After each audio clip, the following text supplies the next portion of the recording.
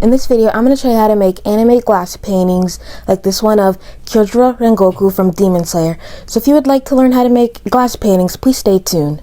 Okay, so the first thing that you're going to want to do is search up on Google and find an image that you want to use. I'm going to use this one of Rengoku from Demon Slayer. Once you find an image you like, you're going to want to save it. I've already done this before, so I already have a photo saved, but just for the purpose of this video, I'm going to save it again. Then you want to open it, and here's one of those important steps. You want to horizontally flip the image, because if you don't do this, then when you go to trace and paint it, it'll be flipped the wrong way, and it'll look off when you actually, for your finished product. So make sure you save the copy of the horizontally flipped image. Next, you're going to print out the image. So I'm just here printing out the image. My printer's a bit wonky right now, so it's in a weird color. It's not the right color scheme, but for the purpose of this video, it's fine, it works. All you need is the image that you're going to use.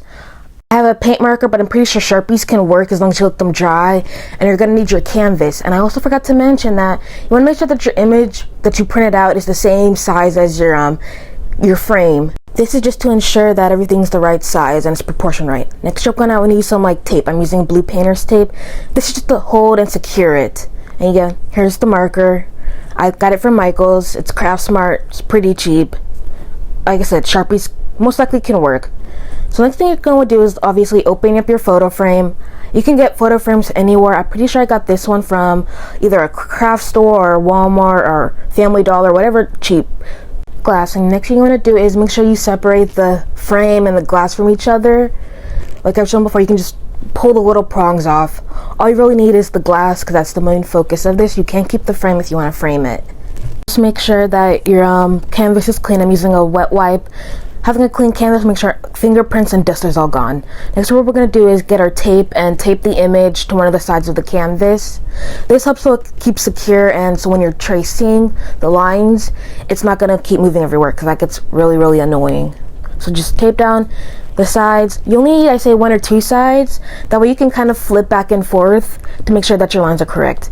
Next, you're going to do is trace over the photo. Sorry, it's a bit out of frame right now, but you can see how I'm tracing over the lines. You want to kind of sit above it, like face forward it, so that way you can get exactly on the glass and it's not wonky looking.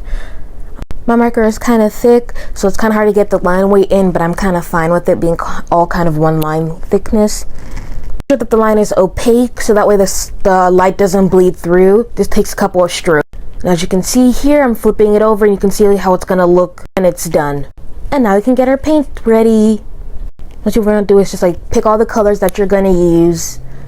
And I'm not good at color mixing, but this is what I'm doing. So I usually start off with the skin, because that's easier for me, and I'm doing the base color of the skin.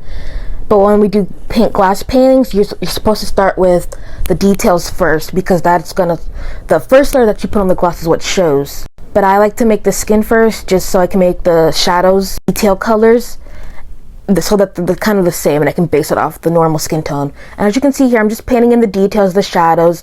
Remember, you want to do that first, so that way it'll actually show when you do it. It's kind of the opposite of normal painting. And it's a pretty simple step. Glass paintings are pretty easy to do once you get the hang of it. You want to make sure that you kind of start with the thinner layers at first. It'll be streaky. It'll take a lot of layers to do. But this way you can prevent air bubbles. I get impatient at times, so this painting unfortunately did end up with some air bubbles. But you want to start off with some thin, kind of streaky strokes, and that way it'll thin it out. When you're impatient like me, you can use an air dryer. And as you can see here, this is how it's starting to look. And so that's basically all you're going to be doing for the whole process, is first initially painting the details and the shadows first. And that way you can go on to the main colors and base layers. I have some pretty crappy materials, mostly because my brushes are old. So I'm not getting precise lines, but when you do make mistakes, just kind of wait for it. What I do is I wait for it to dry a little bit and just kind of chip at it a little bit. The process is the same for the whole entire glass painting, so we're going to cut to the finished product. I kind of ran out of black paint, so it's not technically finished, but it's fine. Thank you guys so much for watching this video. If you like the video, please comment, like, and subscribe. And if you have any more video ideas, please let me know. Bye guys!